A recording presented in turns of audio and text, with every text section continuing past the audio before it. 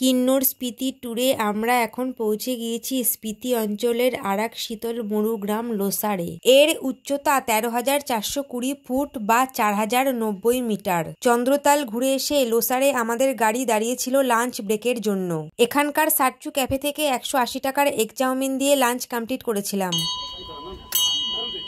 রুক্ষ প্রকৃতির বুকে এই লোসার যেন এক টুকরো প্রাণের স্পন্দন। কাজা থেকে চন্দ্রতাল যাওয়ার পথে অনেকে এই লোসারে এক রাত কাটিয়ে যান। থাকার জন্য এখানে হাতে গোনা কয়েকটি হোমস্টে রয়েছে। লোসার থেকে রওনা দিয়ে আমরা এখন চলেছি স্পিতি অঞ্চলের আরেকটি উল্লেখযোগ্য দর্শনীয় স্থান কিয়াতো মুনল্যান্ডের দিকে। চাঁদের মাটির সাথে এই জায়গার মাটির সাদৃশ্য লক্ষ্য করা যায়, তাই এই জায়গার নাম হয়েছে কিয়াতো মুনল্যান্ড। আর নিচের ভ্যালিতে এঁকে বেঁকে বয়ে চলেছে স্পিতি নদী। প্রচন্ড ঠান্ডা হাওয়ার জন্য এখানে গাড়ি বেশিক্ষণ না দাঁড়িয়ে আমরা এগিয়ে গেলাম ছিচামের দিকে। ফিরছি পরের শর্টসে।